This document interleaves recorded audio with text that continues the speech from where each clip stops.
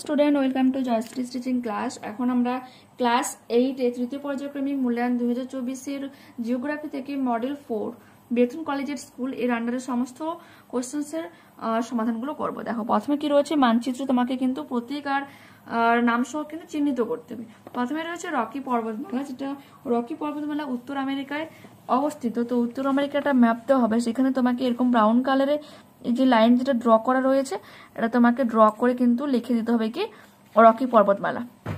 ঠিক আছে, পরের প্রশ্ন রয়েছে দেখো 397 পেজে বলিভিয়া মালভূমি। আচ্ছা, এই পেজে আরেকটা রয়েছে কানাডীয় শিল্ড অঞ্চল, একই পেজে। তো আমি সেখানে তোমাদের দেখিয়ে দেই, এই পোর্শনটা রয়েছে দেখো, যে হালকা একটু ইয়েলো ডিপ ইয়েলো যেটা বলেছে, এটা একটু উল্লেখ করে দিও, কানাডিয়ান শিল্ড অঞ্চল। এর পরের প্রশ্নটা রয়েছিল 397 পেজে দেখা, যে বলিভিয়া মালভূমি। ঠিক আছে, যেটা তোমাদের 4-এ রয়েছে। দেখো যে বলিভিয়া মালভূমি ছোট্ট করে রয়েছে, এটাও ব্রাউন কালারের। মালভূমিগুলোকে কিন্তু ব্রাউন কালারে করবে। ঠিক আছে, এটা হয়ে যাবে বলিভিয়া মালভূমি। তারপর দেখো গ্রেট ভিক্টোরিয়া মরুভূমি। আচ্ছা, ব্রাজিল উচ্চভূমি সেম পেজে রয়েছে, তো সে কারণে আমি দেখিয়ে দিই। এই যে এই পোর্শনটা রয়েছে, এই যে পুরো পোর্শনটা, এটা হয়ে যাবে কি ব্রাজিলের উচ্চভূমি। এটা কিন্তু দক্ষিণ আমেরিকার একটা ম্যাপ থেকে আমি দেখাচ্ছি। ঠিক আছে, ভালো করে প্র্যাকটিস করো, এখানে কিন্তু তোমার অনেকটাই নাম্বার থাকছে। ঠিক আছে, এর পরের প্রশ্ন যে গ্রেট ভিক্টোরিয়া সমভূমি 392 পেজে যেটা রয়েছে তোমাদের দেখাই, যে গ্রেট ভিক্টোরিয়ান মরুভূমি একটা অস্ট্রেলিয়ার ম্যাপ, যেটা কিন্তু যে এই পোর্শনটা। সাধারণত এতগুলো তোমাদের স্কুল থেকে ম্যাপ দেবে না, পুরো আমি শিওর, হয়তো দুটো দিতে পারে। তো ভালো করে প্র্যাকটিস করে যেটা আসতে পারে আর কি বলবো সেটা। ঠিক আছে, এই তোমার এটা করে নিও। নেক্সট দেখো এই মডেলের বাকি কোশ্চেনের সমাধানগুলো। ঠিক আছে, 2 বলেছে সঠিক উত্তরটি নির্বাচন করে লেখো। পৃথিবীর অন্তর্মহল বলতে বোঝায় কি? বি ভূগর্ভকে। কয়লা ও খনিজ তেল পাওয়া যায় বি পাললিক শিলা। টাইফুন দেখা যায় বি পূর্ব চীন সাগরে। 4 বজ্রপাত সহ ভীষণ ঝড় বৃষ্টি হয় কোথায়? কিউমুলো নিম্বাস মেঘে। স্লেজ গাড়ি ব্যবহৃত হয় তুন্দ্রা অঞ্চলে। উত্তর গোলার্ধে 10 ডিগ্রি থেকে 25 ডিগ্রি বা 30 ডিগ্রি অক্ষরেখার মধ্যে মহাদেশ সমূহের পূর্বভাগে বিরাজ করে কি? এ মৌসুমী। চেরনোবিল পরমাণু দুর্ঘটনায় যে দেশের সঙ্গে যুক্ত সেটাকে ডি ইউক্রেন। সবুজ বিপ্লবের সবচেয়ে বড় সাফল্য দেখা যায় পাঞ্জাব হরিয়ানায় গম বলয়ে। ওশিয়ানিয়া মহাদেশে দীর্ঘতম নদী হয়ে যাচ্ছে মারে ডালিম। পৃথিবীর বৃহত্তম প্রবাল প্রাচীর হয়ে যাবে এ গ্রেট বেরিয়া দ্বীপ। এরপর হচ্ছে শূন্যস্থান পূরণ করো। ভূপৃষ্ঠ থেকে কেন্দ্রের দিকে বায়ুচাপ কি হয়? বৃদ্ধি পায়। ইতালির ভেসুভিয়াস কি একটা সক্রিয় আগ্নেয়গিরির উদাহরণ? অস্ট্রেলিয়ার সিডনি শহর থেকে প্রথম আর্থ আওয়ার শুরু হয়েছিল। পার্বত্য বায়ুর অপর নাম কি? ক্যাটাবেটিক বায়ু। ভারখয়ানস্ক হলো উত্তর গোলার্ধের শীতলতম স্থান। নিচের বিবৃতিগুলো ঠিক না ভুল চিহ্নিত করো। প্রচন্ড তাপ ও চাপে অন্তঃকেন্দ্র মণ্ডল কঠিন অবস্থায় আছে। ঠিক। ভূকম্প মাপার যন্ত্রটি হলো কি? সিসমোগ্রাফ। ঠিক। ইস্পাত শিল্পে কাঁচামাল হিসেবে চুনাপাথর ব্যবহৃত হয়। ঠিক। শিশির ও কুয়াশা অধঃক্ষেপণের দুটি রূপ। ভুল। চাপের পার্থক্য কমলে বায়ুর গতিবেগ বাড়ে। ভুল।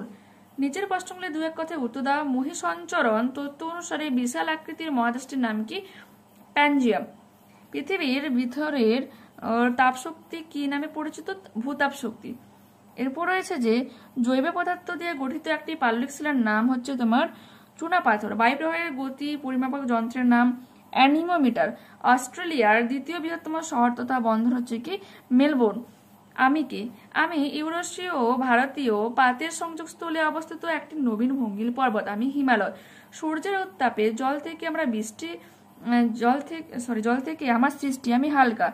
আমার থেকে শিশির কুয়াশার সৃষ্টি। আমি বায়ুতে ভাসমান অবস্থায় থাকি। আমি কি? জলীয় বাষ্প। আমার থেকে কালো বর্ণের মাটি তৈরি হয়, ওই মাটিতে কার্পাস চাষ ভালো হয়। আমি কি? ব্যাসল্ট শিলার কৃষ্ণ মৃত্তিকা। আমি পরমাণু বিদ্যুৎ কেন্দ্র। জাপানের সুনামির সময় আমার বিস্ফোরণ ঘটে। আমি পরিবেশকে একেবারে নষ্ট করে দিয়েছি। আমি কি? আমি ফুকুশিমা। আমি ব্রাজিলের নিরক্ষীয় বৃষ্টি অরণ্য। আমার এখানে গাছগুলি এত ঘনভাবে থাকে যে সূর্যের আলো সহজে অরণ্যের তলদেশে পৌঁছতে পারে না। আমি কি? সিলভা অরণ্য। সমান থাকা সাথে কি বলেছে তোমার শিলামণ্ডল কাকে বলে। এক্ষুনি এটা দেখিয়েছিলাম, গ্রিক শব্দ লিথোসের অর্থ শিলা আর স্পিয়ারের অর্থ হলো মণ্ডল। গুরুমণ্ডলের ঊর্ধ্বে অবস্থিত মহাদেশীয় মহাসাগরীয় ভূত্বকের সমষ্টিকে বলা হয় কি শিলামণ্ডল বা অশ্বমণ্ডল।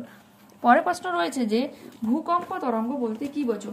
68 পেজ খুলো, 68 পেজের 4 নম্বর প্রশ্নটা একটু দেখো। এই যে রয়েছে ভূমিকম্পের সময় শিলাস্তরের পীড়নজনিত কারণে শক্তির মুক্তি ঘটলে তা বিভিন্ন তরঙ্গরূপে ভূমিকম্পের কেন্দ্রে থাকে।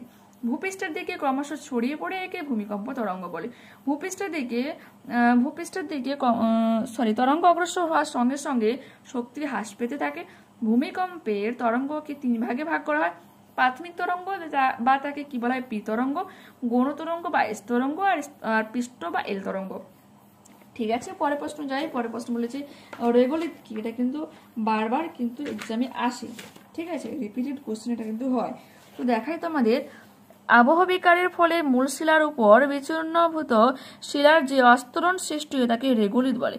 এটি মৃত্তিকা গঠনের প্রাথমিক পর্ব। পরবর্তীকালে এর সঙ্গে আণুবীক্ষণিক জীব, মৃত উদ্ভিদ ও প্রাণীর দেহাবশেষ মিশে মৃত্তিকা সৃষ্টি করে। পরের প্রশ্ন যাই বলেছে শিলাবৃষ্টি কি। 161 পেজ খোলো, 161 পেজে রয়েছে কত 13 নম্বর প্রশ্নটা দেখাই তোমাদের। শিলাবৃষ্টি কি সংজ্ঞা দেবে যে উচ্চ আকাশে কিউমুলোনিম্বাস মেঘে অবস্থিত যে উপস্থিত জলীয় বাষ্প শিশিরাঙ্ক তাপমাত্রায় ঘনীভূত হয়ে অনেক সময় 5 থেকে 50 মিলিমিটার ব্যাসযুক্ত ছোট বড় বরফ কণায় পরিণত হয়ে মাধ্যাকর্ষণ শক্তির টানে প্রবল বেগে বিক্ষিপ্তভাবে ভূপৃষ্ঠে এসে পড়ে তাকে শিলাবৃষ্টি বলে। সৃষ্টির সময় ক্রান্তীয় অঞ্চলে গ্রীষ্মকাল ও বসন্তকালে শিলাবৃষ্টি ঘটে। শিলাবৃষ্টিতে ঘরবাড়ি এবং ফসলের ব্যাপক ক্ষয়ক্ষতি ঘটে থাকে। পরের প্রশ্ন যাই। পরের প্রশ্ন রয়েছে যে বায়ু প্রবাহ ও বায়ুস্রোতের মধ্যে পার্থক্য দেখাও। দেখো এটা রয়েছে 128 পেজে রয়েছে, 128 পেজের 3 নম্বর প্রশ্ন তোমাদের দেখিয়ে দেই। ঠিক আছে, দেখো এই যে রয়েছে বিষয় অবশ্যই উল্লেখ করবে, সংজ্ঞা, উৎপত্তি, ধর্ম এগুলো উল্লেখ করবে, ঠিক আছে। তারপরে কিন্তু পার্থক্যটা দেখাবে। আর এই পাশেও খানিকটা রয়েছে তোমাদের দেখিয়ে দেই যে প্রভাব, উদাহরণ, চিত্র এগুলো দেবে, ঠিক আছে। পরের প্রশ্ন যাই। মৌসুমী জলবায়ু অঞ্চলে পৃথিবীর সর্বাধিক জনবহুল অঞ্চল কেন। দেখো এটা 192 পেজে রয়েছে তোমাদের দেখাই। 192 পেজে 12 নম্বর প্রশ্ন। এইখান থেকে স্টার্ট করবে যে অনুকূল জলবায়ু, এখান থেকে স্টার্ট করবে। আর এই পাশে রয়েছে উর্বর মৃত্তিকা, জল সম্পদ রয়েছে, অরণ্য সম্পদ, খনিজ সম্পদ, পরিবহন, এগুলো, ঠিক আছে। এই এতটা একটু লিখে নিন, ওকে। পাঁচটা একবার দেখে নাও, ওকে। পরের প্রশ্ন যাই। পরের প্রশ্ন দেখো চিপকো আন্দোলন সম্পর্কে লেখো। কত পেজে রয়েছে? 232 পেজে রয়েছে। তো তোমাদের এটা দেখিয়ে দেই। এটা তোমরা স্থান দেবে যে উত্তরাখণ্ডের গাড়োয়াল জেলায় হয়েছিল 1973 সালে। চিপকো শব্দের অর্থ চেপে ধরা বা জড়িয়ে ধরা। এইখান থেকে নামকরণ আর যে কারণটা মেন এখানে উল্লেখ করবে, ঠিক আছে, আর প্রভাবটা উল্লেখ করে দিবে, ওকে। পরের প্রশ্ন যাই। পরের প্রশ্ন যে স্থিতিশীল উন্নয়ন বলতে কি বোঝো, ঠিক আছে। দেখো এটা তোমার রয়েছে 231 পেজে, আচ্ছা ঠিক ওর আগের পেজে রয়েছে স্থিতিশীল উন্নয়ন, ওকে দেখাই তোমাদের। আর এর কর্মসূচি, আচ্ছা স্থিতিশীল উন্নয়ন সংজ্ঞা দেবে আর গৃহীত পদক্ষেপ এখান থেকে, যে কর্মসূচি মিনস গৃহীত পদক্ষেপ এখান থেকে এতটা, ঠিক আছে, একটু দেখে নাও, ওকে। পরের প্রশ্ন যাই। পরের প্রশ্ন রয়েছে যে আর্টেজীয় কূপ কিভাবে গঠিত হয়। 368 পেজে দেখো একবারে শেষের দিকে রয়েছে যে আর্টেজীয় কূপ সৃষ্টির কারণটাই মেন উল্লেখ করতে বলেছে। তো আমরা সৃষ্টির কারণটাই কেবলমাত্র দেব, এখান থেকে নামকরণটা দিতে পারো, প্লাস হচ্ছে তুমি ছবিটা কিন্তু এঁকে দেখাতে পারো, গুরুত্ব দেওয়ার দরকার নেই, ঠিক আছে, যেহেতু চাইনি আমি অতিরিক্ত দিয়ে সময় নষ্ট করবো না, ঠিক আছে, ওকে। পরের প্রশ্ন যাই। পরের প্রশ্ন রয়েছে যে তোমার ক্যান্টারবারি সমভূমি সম্পর্কে লেখো। দেখো 371 পেজে রয়েছে ক্যান্টারবারি সমভূমি, ছোট্ট করে দেওয়া রয়েছে, তো রিড করে দিচ্ছি। নিউজিল্যান্ডের বিখ্যাত সমভূমির নাম ক্যান্টারবারি সমভূমি। নিউজিল্যান্ডের দক্ষিণ দ্বীপের পূর্ব উপকূল বরাবর এই সমভূমি গড়ে উঠেছে। এই সমভূমি অঞ্চলে নাতিশীতোষ্ণ জলবায়ু অন্তর্গত হওয়ায় পশুপালনের জন্য বিখ্যাত।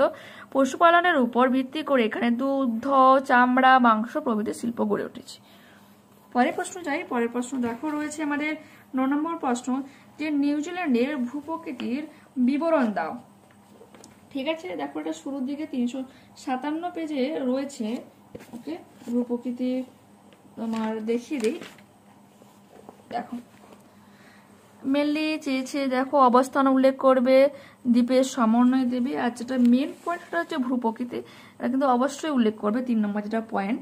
ঠিক আছে, দেখে নিয়েছো। আমি নেক্সট পেজে দেখাই, যেটা খানিকটা রয়েছে তোমাদের, যে এই পোর্শনটা দেখো এতটা পর্যন্ত কিন্তু লিখবে। ওকে, পরের প্রশ্ন যাই। পরের প্রশ্ন রয়েছে অস্ট্রেলিয়ার মাইডালিং অববাহিকায় কৃষি ও পশুপালন উন্নতির কারণগুলি লেখো। দেখো এটা আমি আগে মডেল 3 কিন্তু দেখিয়ে দিয়েছি, তো আর দেখাচ্ছি না। ঠিক আছে, পরিবেশ অবনমনের নিয়ন্ত্রণের উপায়গুলি লেখো। ঠিক আছে, এটাও বোধ হয়ে দেখিয়েছি একটু আগে, তো আরেকবার জাস্ট আমি দেখিয়ে দিই যে পরিবেশ অবনমনের নিয়ন্ত্রণের উপর, হ্যাঁ ইয়েস এটাও দেখিয়েছি, একটু আগেই দেখিয়েছি। ঠিক আছে, জাস্ট আমি বলে মানে দেখিয়ে দিচ্ছি, আর কিন্তু কিছু বলছি না। ঠিক আছে, দেখে নাও, এখান থেকে লিখবে। ওকে, অনেকবার রিপিটেড কোশ্চেন, যারা 3 নম্বরটা ফলো করেছে তাদের এটা আর মার্ক করার প্রয়োজনই হবে না। ঠিক আছে, পরের প্রশ্ন যাই। পরের প্রশ্ন যে ভূমধ্যসাগরের জলবায়ুর বৈশিষ্ট্য লেখো, যেটা 183 পেজে একটু শুরুর দিকে রয়েছে। দেখো 183 পেজে জলবায়ুর বৈশিষ্ট্য রয়েছে। ঠিক আছে, এই যে দেখো মেনলি যে ভূপ্রকৃতির বৈশিষ্ট্য, যেটা যে প্রকৃতি দেবে আর্দ্র শীতকাল ও শুষ্ক গ্রীষ্মকাল, এ পাশে উষ্ণতা অবশ্যই সবসময়ের জন্য যখন তুমি জলবায়ুর বৈশিষ্ট্য দেবে, উষ্ণতা অবশ্যই, উষ্ণতা, বায়ুচাপ, বৃষ্টিপাত এগুলো কিন্তু অবশ্যই দেবে। ঠিক আছে, দেখো এখানে উষ্ণতা, বায়ুচাপ দিলে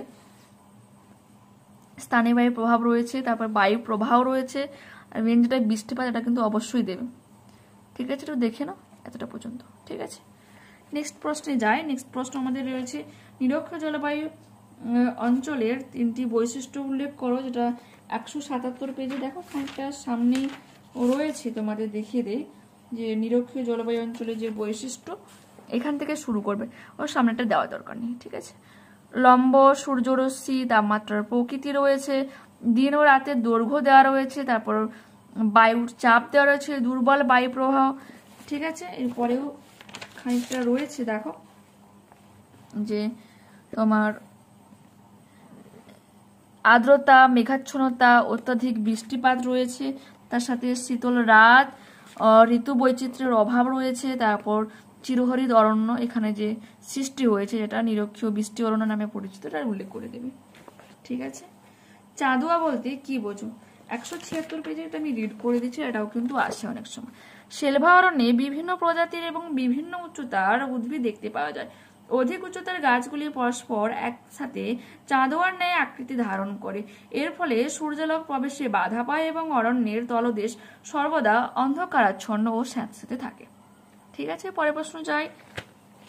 পরের প্রশ্ন আমাদের রয়েছে, দেখো যে নিরক্ষীয় জলবায়ু ও মৌসুমী জলবায়ুর অঞ্চলের মধ্যে পার্থক্য দেখাও, যেটা এই মডেলের তোমার লাস্ট প্রশ্ন রয়েছে। 194 পেজ খোলো, ওখান থেকে আমি বলে দিচ্ছি যে কিভাবে করবে। ঠিক আছে, যে নিরক্ষীয় জলবায়ু আর তোমার মৌসুমী জলবায়ু তো চেয়েছি, তো কেবলমাত্র এই দুটো পোর্শনে উল্লেখ করবে যে অবস্থান 0 ডিগ্রি থেকে 10 ডিগ্রি উত্তর ও দক্ষিণ অক্ষাংশের মধ্যে অবস্থান করে নিরক্ষীয় জলবায়ু, আর মৌসুমী জলবায়ু 30 থেকে 40 ডিগ্রি উত্তর ও দক্ষিণ অক্ষাংশের মধ্যে অবস্থান করে। ঠিক আছে, ঠিক এইরকম ভাবে দেখো এই পাশে দেখে দিই তোমাদের, যেটা তোমার উষ্ণতা রয়েছে, দেখো বৃষ্টিপাত রয়েছে নিরক্ষীয় জলবায়ু অঞ্চলে 200 থেকে 250, মৌসুমী জলবায়ুতে 100 থেকে 150 হয়ে থাকে। তাপমাত্রা তো তুমি ডিফারেন্স দেখতে পাচ্ছ এখানে। ঠিক আছে, মৌসুমী জলবায়ু অঞ্চলে দেখো তুলনামূলক কিন্তু গড় তাপমাত্রা 30 ডিগ্রি থাকে, তোমার নিরক্ষীয় জলবায়ু অঞ্চলে বার্ষিক গড় উষ্ণতা কিন্তু 27 ডিগ্রি, গড় কিন্তু না, বার্ষিক গড় এটা কিন্তু উল্লেখ করবে।